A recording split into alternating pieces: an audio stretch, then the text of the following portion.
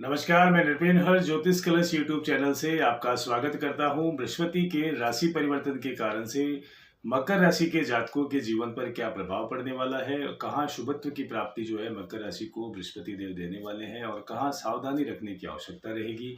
आज इसी विषय पर हम चर्चा करेंगे।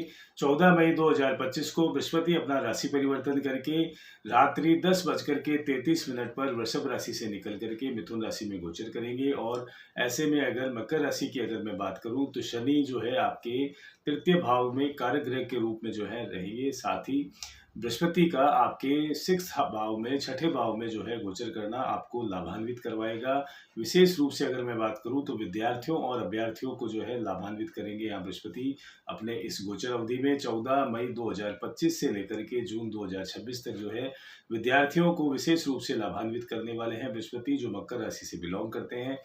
उच्च शिक्षा में और शिक्षा के क्षेत्र में आपको परिश्रम के अनुरूप जो है उत्कृष्ट परिणाम मिल सकते हैं। साथ ही ऐसे अभ्यर्थी जो किसी प्रतियोगी परीक्षा में संलग्न होने वाले हैं इस गोचर अवधि में और अपने लक्ष्य को ध्यान में रखते हुए अगर वो मेहनत करते हैं तो उन्हें बृहस्पति देव के इस गोचर के कारण से श्रेष्ठ परिणाम मिल सकता है और सरकारी क्षेत्र में जो है आप लाभान्वित हो सकते हैं। वहीं प्रतियोगी परीक्षाओं में जो है आप सफलता प्राप्त करके अपनी सीट जो है सरकारी क्षेत्र में जो है अपनी पक्की करवा सकते हैं। सरकारी नौकरी जो है वो आपको मिल सकती है, लेकिन आपको उसके लिए लक्ष्य को ध्यान में रखते हुए कठिन परिश्रम के साथ साथ और लगन के साथ साथ आपको मेहनत करनी पड़ेगी।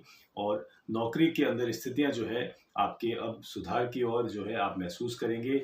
कोई भी प्रकार का विवाद अगर पूर्व में चल रहा था या उतार चढ़ाव की स्थितियां आप जो है देख रहे थे अपने कार्य क्षेत्र पर, तो उसमें अब आपको जो है कुछ राहत मिलनी शुरू होगी। और बृहस्पति की पंचम दृष्टि यानी कि अमृत दृष्टि जो है वो आपके मूल रूप से 10th भाव में जो है रहेगी और इस 10th भाव के एक्टिव होने के कारण से आपको कार्य क्षेत्र में बहुत श्रेष्ठ परिणाम मिलेंगे।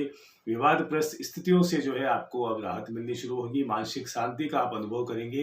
कार्य क्षेत्र में अच्छा माहौल बनेगा। और वहीं व्यापारियों की अगर मैं बात करूं तो व्यापार में आपको लाभ के सौदे मिलना और व्यापार वृद्धि की ओर आप जो है कार्य कर सकते हैं। और इस अवधि में अगर आप कोई नया व्यापार शुरू करना चाहते हैं तो ये समय जो है बहुत श्रेष्ठ रहने वाला है। नए व्यापार हेतु जो है ये समय लाभप्रद स्थिति बनाए हुए हैं और कार्य क्षेत्र में आपको प्रमोशन के साथ साथ अतिरिक्त जिम्मेवारी जो है मिल सकती है। सरकारी क्षेत्र में कार्य करने वाले जातकों के लिए मैं कहना चाहूँगा कि आप जो भी जिम्मेवारी आपको मिलती है उसे आप सावधानी पूर्वक करें, कारण कि शनि जो है वो आपके कर्म के कारक हैं, तो आपके कर्मों के अनुसार जो है वो आपको फल देंगे। तो यहाँ आपको थोड़ा ध्यान रखना होगा।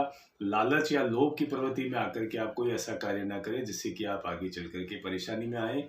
तो सरकारी क्षेत्र में कार्य करने वाले सभी जातकों को विशेष रूप से सावधानी बरतनी होगी।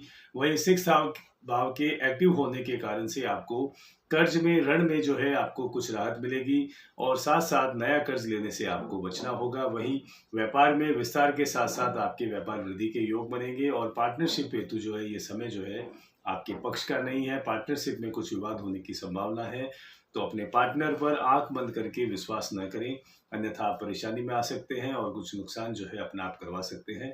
और 10वें भाव में प्रभाव होने के कारण से जो मकर राशि के ऐसे जातक राजनीति क्षेत्र से जुड़े हुए हैं तो उन्हें राजनीति के क्षेत्र में जो है अच्छा पद प्रतिष्ठा और मान सम्मान जो है मिल सकता है। उनके पद में वृद्धि हो सकती है, ग्राफ उनका बढ़ सकता है और जनमानस के जो है आप चहेते बन सकते हैं इस गोचर के कारण से। तो राजनीति से क्षेत्र से जुड़े हुए जो भी जातक हैं उनके लिए भी ये समय जो है बृहस्पति का गोचर लाभान्वित उन्हें करने वाला है। तो आपको इस और प्रयास करना चाहिए। और ऐसे जातक जो दूरस्थ क्षेत्रों में जाकर के सेटल होना चाहते हैं, विदेश में जाकर के सेटल होना चाहते हैं, ऐसी महत्वाकांक्षा है, तो इस गोचर अवधि में यानी कि 14 मई 2025 से लेकर के जून 2026 तक जो है अगर आप प्रयास करें तो आपको इसमें और सफलता मिल सकती है और आपकी ये महत्वाकांक्षा जो है पूर्ण हो सकती है। धर्म, कर्म और अध्यात्म में जो है आपकी रुचि रहेगी। दान पुण्य में जो है आपका जो है विशेष रूप से रुझान रहेगा इस गोचर अवधि के कारण से। और 12th भाव में जो है बृहस्पति का सपोर्ट रहेगा। 12th भाव आपका एक्टिव होगा। 12वां भाव आपका एक्टिव होने के कारण से आप कुछ ऐसे कार्य कर सकते हैं जो समाज के हित में हो, सोसाइटी के हित में हो और सामाजिक सरोकार से संबंधित कार्यों में आप भाग ले सकते हैं, जैसे कि दान पुण्य करना और किसी की मदद करना और कुछ ऐसी सोशल एक्टिविटी में आप जो है हिस्सा ले सकते हैं जिससे कि आपका ग्राफ और मान प्रतिष्ठा जो है वो आपकी बढ़ सकती है। परिवार में संबंधों में अब मधुरता आनी शुरू होगी। पूर्व में अगर किसी भी प्रकार का विवादग्रस्त स्थितियां अगर आप देख रहे थे तो अब उसमें आपको रास्ता मिलना शुरू होगा, राहत मिलनी शुरू होगी, रिश्तों में और मधुरता आएगी।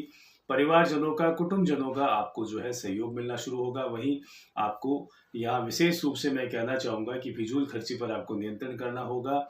हालाँकि आपकी वाणी प्रभावशाली रहेगी और 12th भाव के एक्टिव होने के कारण से आप धन संचय करने में भी जो है सफल रहेंगे इस गोचर अवधि के कारण।